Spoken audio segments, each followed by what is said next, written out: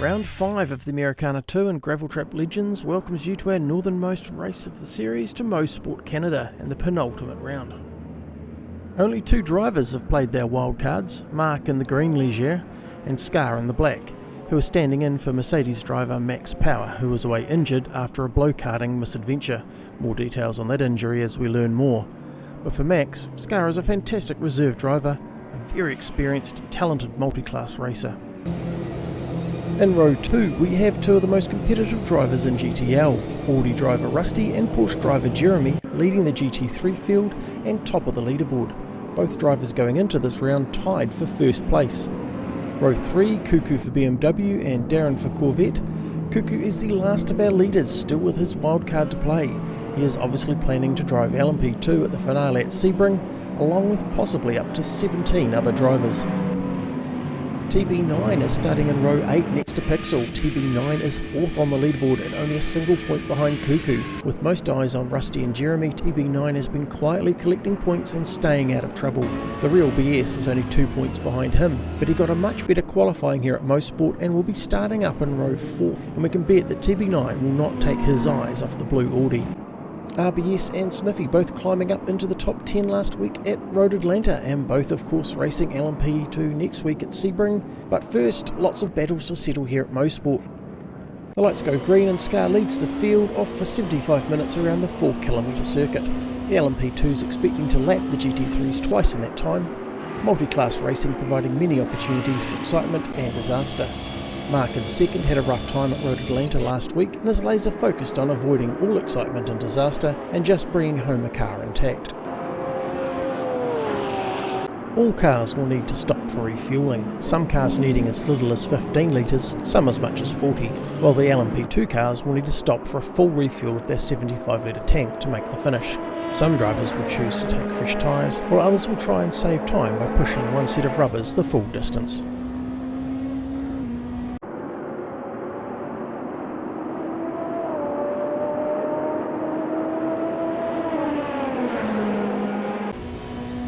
Lap 4, Scar leads Mark and LMP2. The GT3s are Rusty and Audi, Jeremy and Porsche, Cuckoo and BMW, Darren and Corvette, and then it's Sheppo and Porsche, No Frills McLaren, and Chris in the black Lamborghini.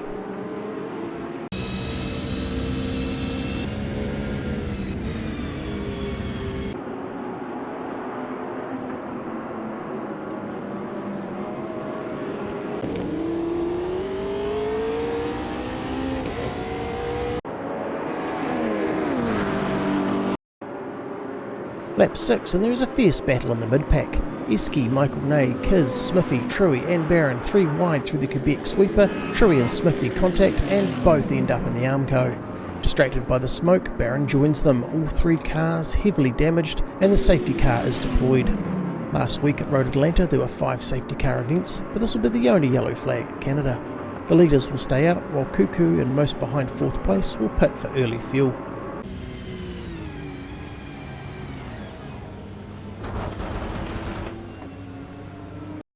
Lap 9 and the green flags are out, fuel management computers are switched back to full rich and right feet firmly planted. Rusty, Jeremy and Sheppo lead the GT3 field and already they are racing like it's a sprint for the finish, while Darren, No Frills, Chris and Cuckoo have refueled already and are a little bit heavier. Their safety car pit stop coming a little earlier than ideal, meaning that they have to manage their fuel if they don't want to make a second stop later in the race. It's a fine line to walk at 250 km an hour.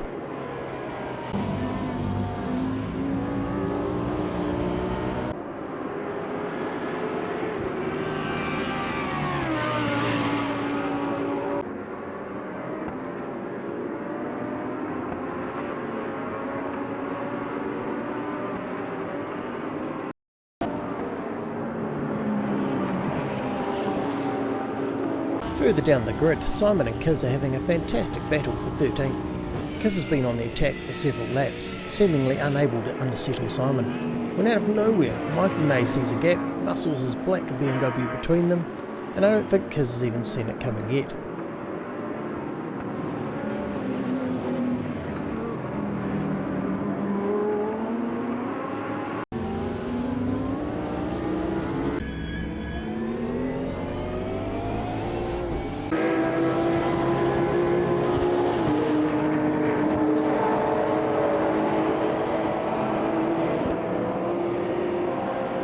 drag race up the straightaway and Michael is already challenging Simon. And he soon finds a gap. He is through and in 13th, leaving Simon and Kiz to continue their scrap. 2 passes and half a lap, there is no shortage of good racing right through the field. 25 minutes in, lap 17, and No Frills destroys his McLaren. No Frills had a great run at Road Atlanta and was running comfortably here in 6th place at Mosport, but this accident totals his car and ends his race. Darren moves up to 6th, with Chris close on his heels.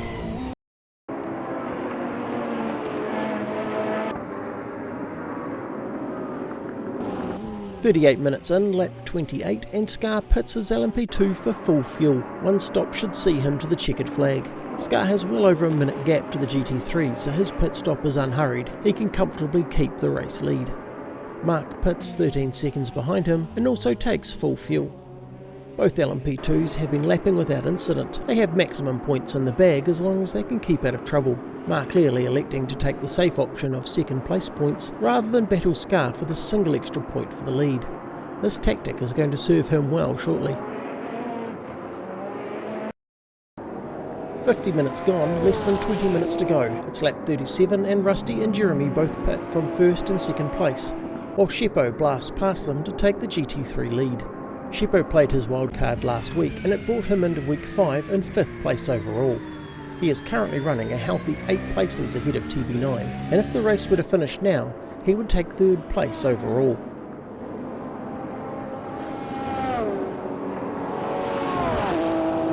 Darren is now in 2nd, Cuckoo in 3rd. Both drivers refueled during the safety car and they must conserve as much fuel as possible, and stay ahead of Rusty and Jeremy, who have refueled and are now both on fresh tyres.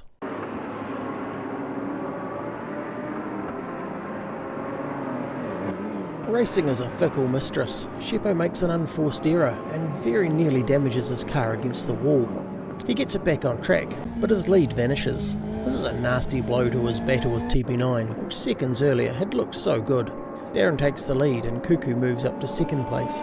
Rusty and Jeremy continue their chase, quickly catching up on Sheppo, who is still scrubbing the dirt and grass off his tyres. Sheppo is not alone in his misery though. Stu's Corvette loses a front wheel in spectacular fashion, G-Dude having to take evasive action to avoid collision. Stu had just passed the pit entry and had no option but to park it up on the grass, while his front wheel rolls down the circuit, making significantly more progress in the race than he did.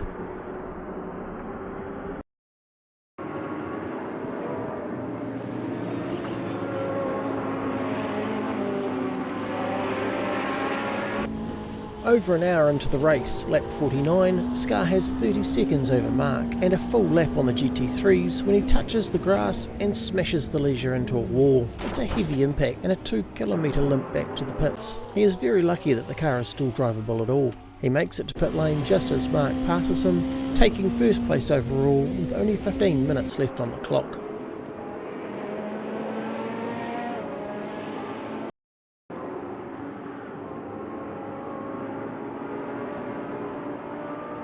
Just as Mark takes the lead in the LMP2s, Cuckoo takes 1st place in GT3 from Darren, who is obviously now in fuel save mode. Rusty is soon on Darren's tail too, and Jeremy as usual just behind Rusty. Less than 15 minutes left and the pace increases again. Darren signals he is pitting for fuel and it becomes a 3-way sprint for the win. Cuckoo, Rusty and Jeremy, the top 3 on the leaderboard, all looking for the race win and maximum points in the closing laps at Mosport.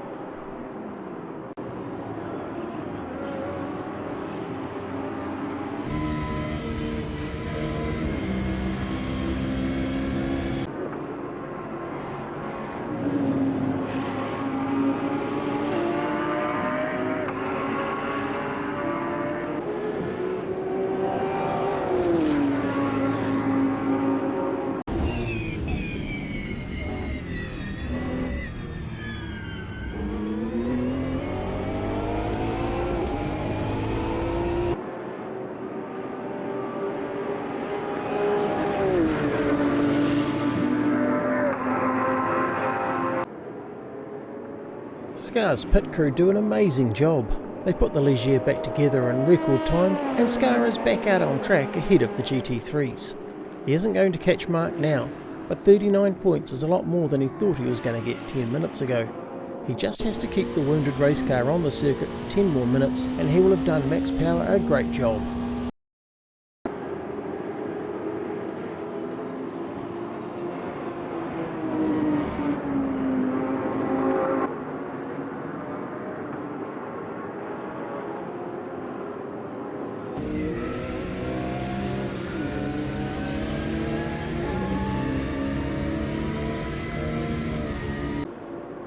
Lap 53 and Rusty takes Cuckoo for first place on the start-finish straight. This is a great move from Rusty. Cuckoo was able to beat him on the straights, but the Audi is quicker through the twisty stuff. However, the BMW and Jeremy's Porsche are very evenly matched. Now Jeremy is trapped behind Cuckoo, giving Rusty, for the first time, 1 point separation from his arch nemesis. While they battle, Rusty makes his break.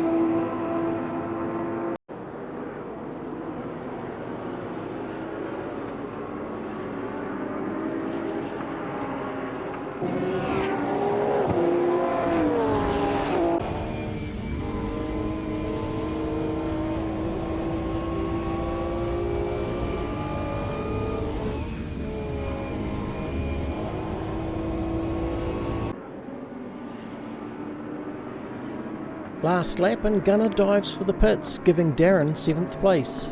Darren, Gunner and Cuckoo all pitted under the safety car, Darren having already made a splash and dash, so we know that Cuckoo must also be running on fumes. Mark cruises the last lap. He has over a minute on the wounded Scar, and he can take his time. It was a terrible race last week. This race has been faultless. His measured pace has been more than enough to give him the win and all 40 points, and 13th place on the leaderboard, up 6 places from the week before. Well done, Mark.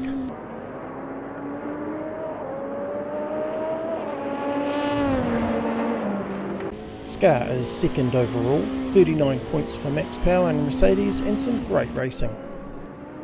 Rusty is first GT3 home, a perfect race. He will take first place on the leaderboard with 1 race left to run. And Cuckoo rolls over the line with an empty fuel tank, the car unable to even get back to pits. And Jeremy is third after fighting for 75 minutes, most of it in close hard combat with Rusty, and in the last 10 in an even closer battle with Cuckoo. Cuckoo remains third on the table, but now only 14 points behind Rusty, and next week of course Cuckoo will be driving an LMP2 at Sebring. Sheppo finishes the race tied for 4th with his arch rival TB9. They have some business to finish next week in Florida, and Pixel and the Real BS are also tied for 8th place. There are 17 drivers still to play their wildcards at Sebring, 2 points between Jeremy and Rusty, and Cuckoo is going to be in the faster class car. Sebring might be GTL's most exciting finale on one of the most difficult circuits in the US. It's going to be a very, very big hit.